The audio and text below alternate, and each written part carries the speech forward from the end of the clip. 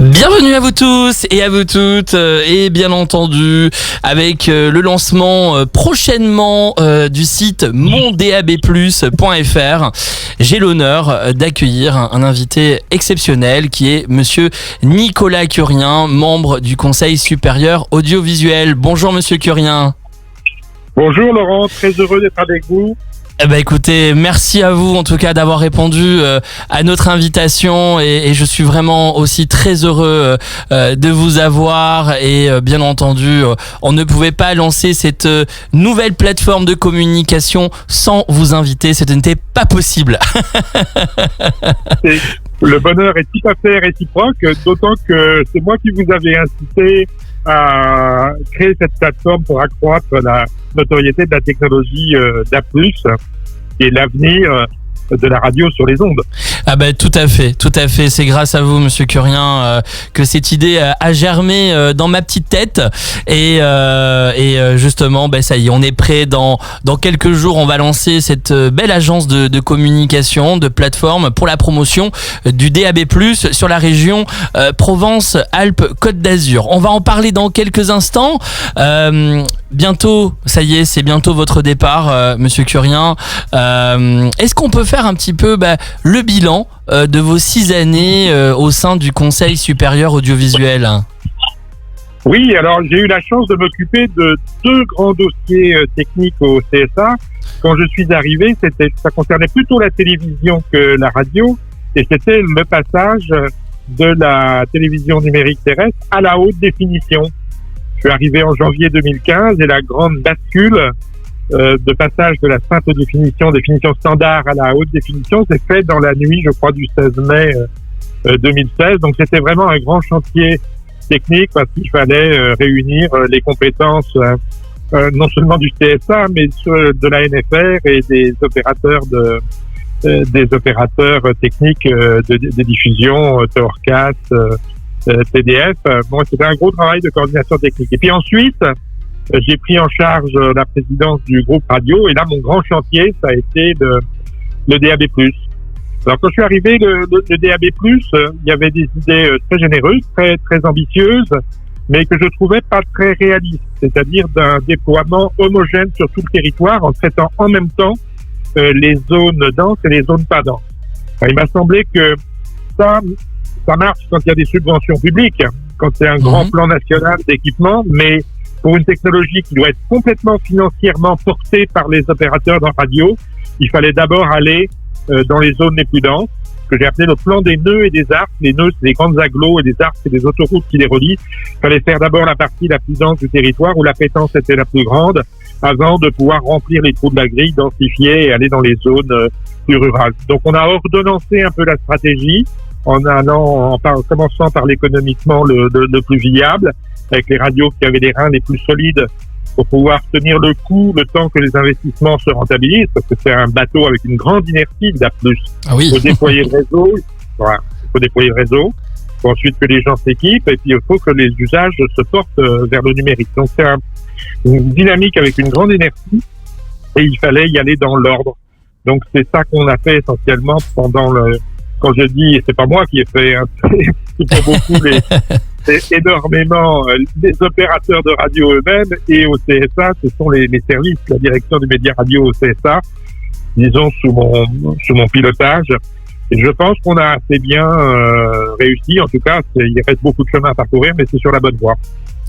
Quel est l'avantage du DAB+? Parce que justement, beaucoup de personnes, le grand public dit, mais oui, ok, c'est bien le DAB+, mais quel est l'avantage par rapport à la FM, monsieur Curien? Un son de meilleure qualité. C'est-à-dire que en numérique, la qualité du signal ne dépend pas de la distance à l'émetteur, de la distance à l'antenne. C'est-à-dire sur toute la zone de couverture, vous avez un son de très bonne qualité. Donc il n'y a pas d'interférence, il n'y a pas de bruit. Donc il y a un effet waouh véritablement par rapport à la FM, comme il y avait eu un effet waouh quand on est passé des grandes ondes à la FM. Donc qualité du son, meilleure fluidité d'écoute en mobilité, c'est vous n'avez pas à rechercher votre station quand vous promenez, vous passez d'une zone à l'autre. tous les avantages liés au numérique. Troisième aspect, c'est les avantages liés au numérique, c'est-à-dire la possibilité d'avoir non seulement le son, mais des données associées, plus riches que ce que vous avez sur l'affichage classique sur la petite barrette de votre autoradio. Là, vous pourrez avoir une image de format smartphone sur laquelle il peut y avoir la pochette du disque, des informations sur l'artiste qui est en train d'être joué ou des informations annexes liées à votre programme. Donc, ça, c'est un apport véritablement du numérique. Quand une technologie de diffusion est numérique, elle peut dialoguer avec d'autres technologies numériques comme Internet. Et à terme, évidemment, cette fertilisation croisée entre le numérique des ondes et le numérique par Internet ira croissant. D'accord. Et puis, il y a un avantage aussi en termes d'écologie. C'est-à-dire que pour l'environnement, la technologie DAB+, est moins énergivore. Elle consomme moins d'énergie par service de radio. Parce que les radios sont multiplexées, sont regroupées par paquet de 13 sur un même multiplex. Et donc la consommation par radio est divisée par 13. Alors on gagne pas tout à fait un facteur 13 parce que comme les fréquences utilisées sont un peu plus hautes, vous savez, la fréquence, plus la fréquence est haute, plus on doit pédaler vite, plus on doit pédaler vite, plus on doit pédaler vite, plus on doit consommer d'énergie. Donc on perd un rapport 3 ou 4 en énergie, mais on gagne un facteur 13 en multiplexage. Donc multiplié par 3 divisé par 13, on gagne quand même à peu près un facteur 4. Donc c'est bon pour l'environnement.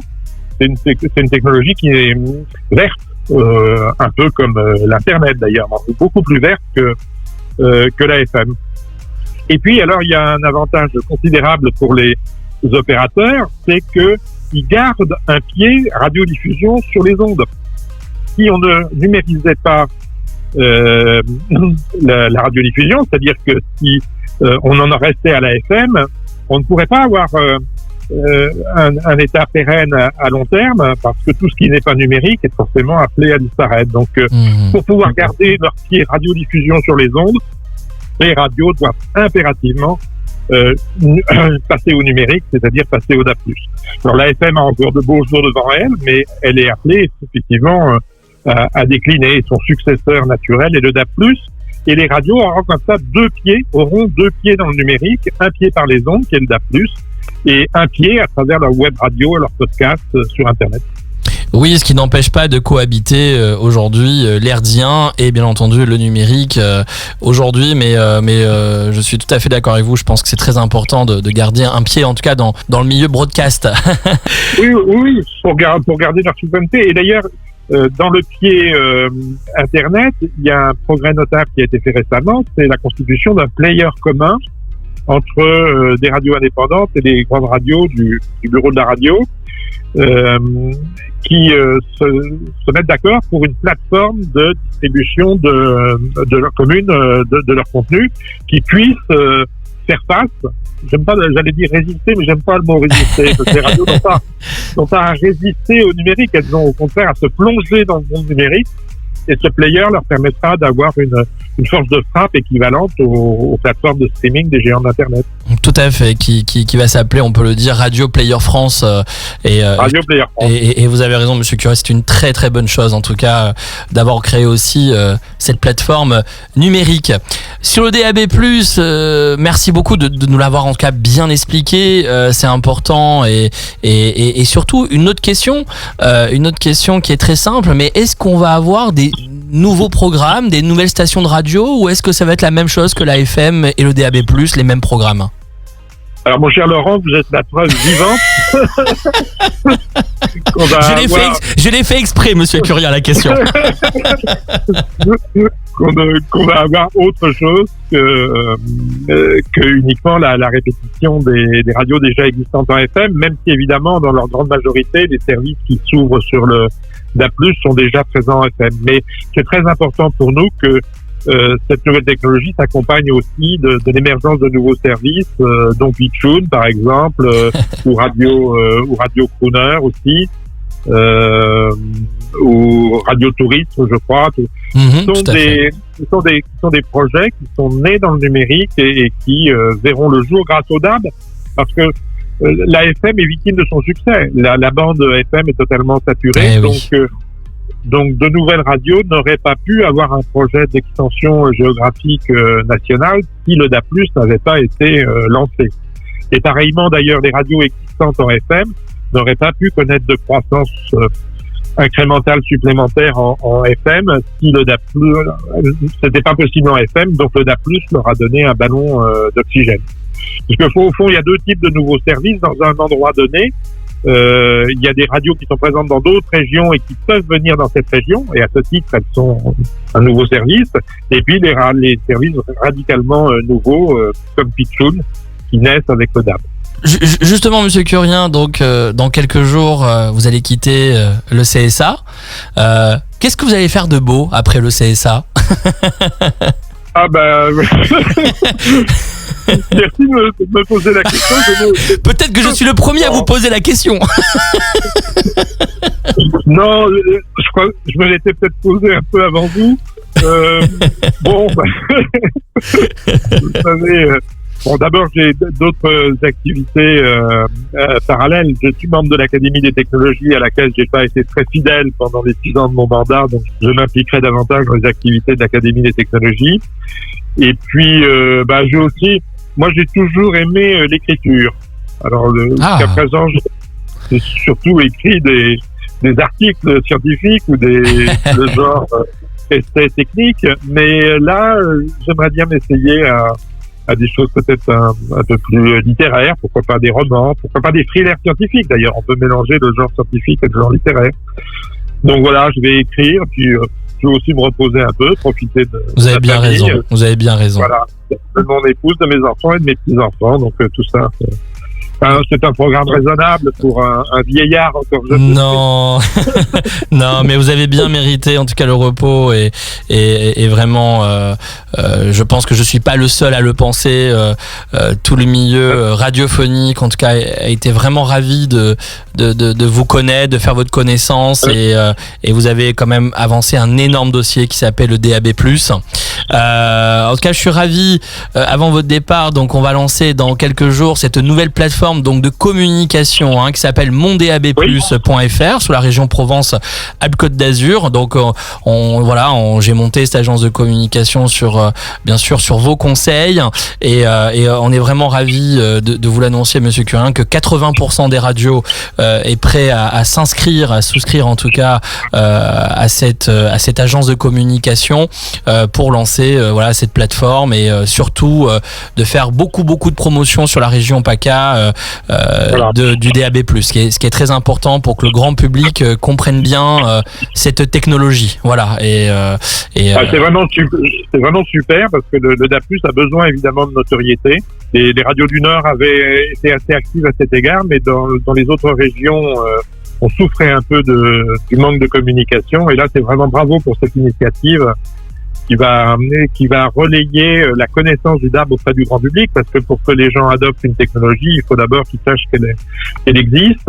Certaines radios émettent déjà depuis plusieurs mois, plusieurs années, notamment dans le sud, et donc ça va leur attirer de l'audience en DAB+, et ça c'est formidable.